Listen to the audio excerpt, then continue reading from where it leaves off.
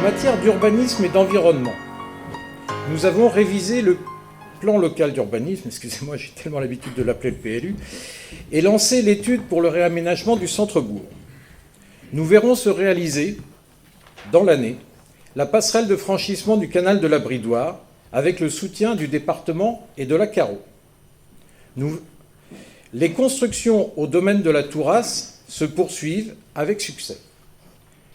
2 projets de logements sociaux y sont en cours de réalisation et un 3e est en préparation, ce qui contribue à nous faire avancer dans nos obligations légales.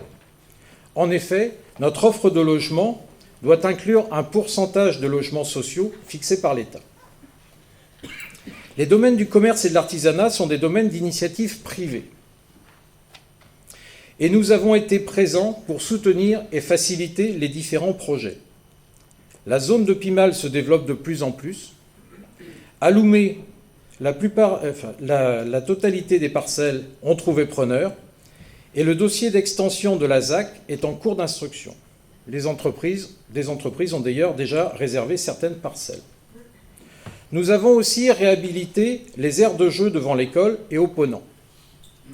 Nous avons installé des bancs sur les cheminements piétons. Nous avons signé, dès le début du mandat, la charte Terre Saine et depuis, nous n'utilisons plus de produits phytosanitaires. Des moyens alternatifs ont été mis en place, l'utilisation de la désherbeuse de voirie, le traitement différencié des espaces verts, la modification du type de fleurissement, l'essai de végétalisation au cimetière, etc. Dans l'optique de toujours garder Échillais propre et fleuri, en suivant des objectifs écologiques et économiques. Nous avons planté des arbres fruitiers au jardin du Marais et tenté d'implanter des ruches. Nous avons procédé à l'extinction de l'éclairage public la nuit et nous modernisons celui-ci en réinvestissant une partie des économies réalisées en installant des éclairages basse consommation sur les candélabres existants. Nous avons recherché à faire des économies d'énergie dans tous les projets et réhabilitations que nous avons menés. Nous siégeons à la commission de suivi de site du Centre multifilière et de valorisation des déchets. Nous participons à l'expérimentation, enfin nous et vous participez à l'expérimentation en matière de tri de la collecte des biodéchets. Je laisse maintenant Delphine et Arnaud présenter nos nouveaux projets. Bonsoir à tous. Les axes que nous souhaitons mettre en avant dans le domaine de l'environnement sont tout d'abord avoir une gestion durable de notre commune avec un respect fort de l'environnement. Donc c'est tout d'abord favoriser le développement des énergies renouvelables, panneaux solaires, biogaz, en accompagnant les projets privés avec une aide technique, avec une recherche des financements. Nous avons également à cœur de maîtriser le développement foncier pour respecter l'équilibre qui est essentiel entre espace bâti, espace agricole et espace naturel. Nous allons notamment veiller à l'entretien du réseau hydraulique des marais avec l'aide des syndicats gestionnaires.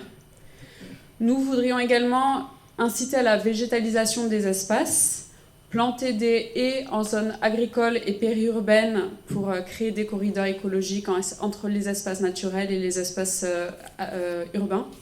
Nous aimerions également participer à notre échelle à l'atténuation du changement climatique en plantant des arbres dans l'agglomération pour stocker du carbone et pour réguler la température, notamment à travers les ombrages.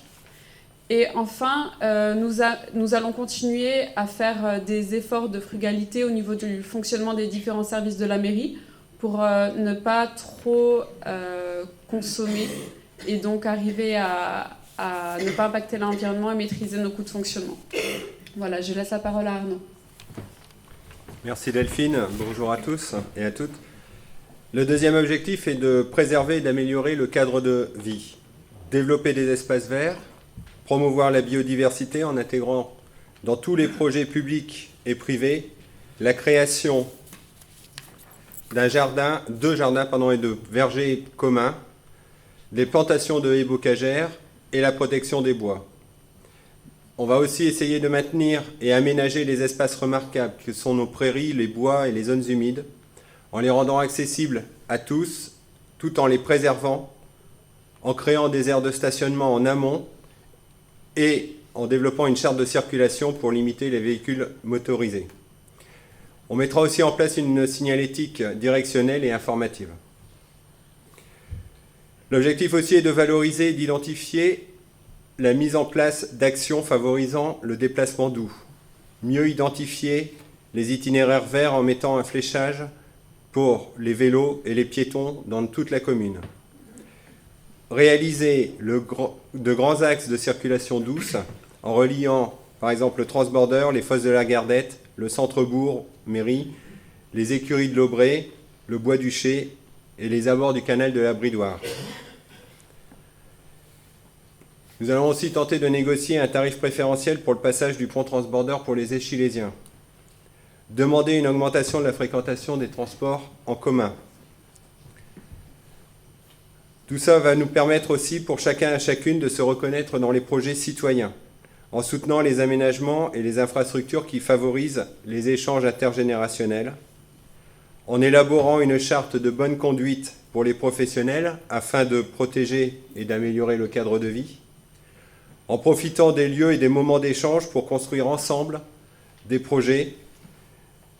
Nous serons accompagnés par des professionnels de l'aménagement, mais aussi par vous tous, car vous êtes aussi les experts de notre commune.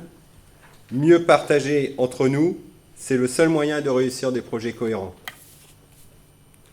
Troisième objectif, on l'a dit, promouvoir aussi le logement pour tous, continuer en tout cas à promouvoir le logement pour tous, en développant le logement social dans notre commune et aussi en agissant du mieux qu'on peut sur l'accessibilité à des logements décents. Enfin, sur les projets conduits par la Caro ou le département, nous serons aussi attentifs. Par exemple, au projet de développement de la zone aéroportuaire de Saint-Aignan et des aménagements routiers qui y sont associés. Proposer la mise en place d'un itinéraire bis de la Flo Vélo qui passe sur la rive gauche de la Charente, qui n'est pas le cas aujourd'hui. Nous ferons force de proposition sur les aménagements liés au franchissement de la Charente, tant sur le transborder que sur le viaduc ou par voie maritime. Nous ferons clairement entendre la voix de notre commune, tant en matière de politique d'aménagement que de développement dans ces espaces économiques.